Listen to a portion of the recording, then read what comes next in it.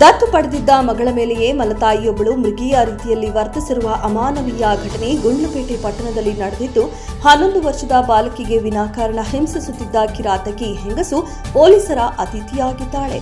ಗುಂಡ್ಲುಪೇಟೆ ತಾಲೂಕಿನ ನೆನಕಟ್ಟೆ ನಿವಾಸಿ ಪುಟ್ಟರಾಜಾಚಾರಿ ಸೌಮ್ಯ ದಂಪತಿ 1 ವರ್ಷದ ಹೆಣ್ಣು ಮಗುವನ್ನ ದತ್ತು ಪಡೆದಿದ್ರು ಎನ್ನಲಾಗಿದ್ದು, ಮಗುವಿಗೆ ಕಳೆದ 2 ವರ್ಷದಿಂದ ಮಲತಾಯಿ ಸೌಮ್ಯ ಎಂಬಾಕೆ ಮಾನಸಿಕವಾಗಿ ದೈಹಿಕವಾಗಿ ಚಿತ್ರಹಿಂಸೆ ನೀಡುತ್ತಿದ್ದಳು ಎಂಬುದಾಗಿ ಸಂತ್ರಸ್ತೆ ಬಾಲಕಿ ಅಳಲು ತೋಡಿಕೊಂಡಿದ್ದಾಳೆ. ಕಿರಾತಕಿಯಿಂದ ಥಳಿತಕ್ಕೊಳಗಾದ ಬಾಲಕಿ ನಡೆಯಲಾಗದೆ ಸರ್ಕಾರಿ ಆಸ್ಪತ್ರೆಯಲ್ಲಿ ಚಿಕಿತ್ಸೆ ಪಡೆಯುತ್ತಿದ್ದಾಳೆ.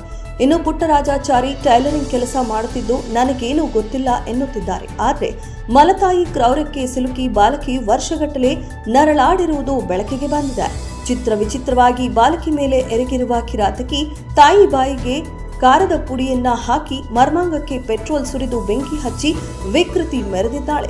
ಗುರುವಾರ ಮುಂಜಾನೆ ಬಾಲಕಿ ನೋವು ತಾಳಲಾರದೆ ಕಿರ್ಚಾಡಿದ್ದನ್ನ ಗಮನಿಸಿದ ಅಕ್ಕಪಕ್ಕದ ಮನೆಯವರು ಬಾಲಕಿಯನ್ನ ರಕ್ಷಿಸಿ ಮೃಗೀಯ ವರ್ತನೆ ಮಾಡಿದ್ದ ಆಕೆಯನ್ನ ಪೊಲೀಸರಿಗೆ ಒಪ್ಪಿಸಿದ್ದಾರೆ. ಘಟನಾ ಸಂಬಂಧ ದೂರು ದಾಖಲಿಸಿಕೊಂಡಿರುವ ಗುಂಡ್ಲುಪೇಟೆ ಪೊಲೀಸರು ತನಿಖೆ ನಡೆಸಿ ಮುಂದಿನ ಕ್ರಮ ಕೈಗೊಂಡಿದ್ದು, ಬಾಲಕಿಯನ್ನ ಮನಬಂದಂತೆ ಥಳಿಸಿರುವ ಸೌಮ್ಯ ಎಂಬಾಕೆಗೆ ಕಠಿಣ ಶಿಕ್ಷೆ ವಿಧಿಸಬೇಕು ಎಂದು ಸಾರ್ವಜನಿಕರು ಸದ್ಯ ಆಗ್ರಹಿಸಿದ್ದಾರೆ.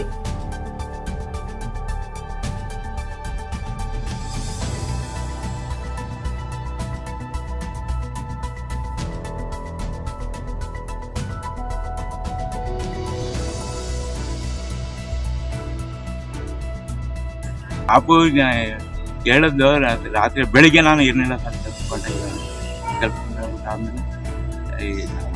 ಏನ್ ಕೆಲಸ ಮಾಡೋದು ಡೈಲಿ? ಎಷ್ಟನೇ ಕ್ಲಾಸ್?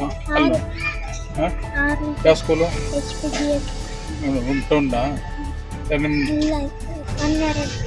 ನಿಮ್ಮ ಮಲ್ತಾಯಿನ ಏನು ಏನು ಏನು ಮೀಟ್ ಮಾಡಿದ್ರು? ಊಟ ಕೊಡಲ್ವಾ ಸರಿಯಾಗಿ? ಹೊಡಿತಾರ? ಹಾಂ, ಆಮೇಲೆ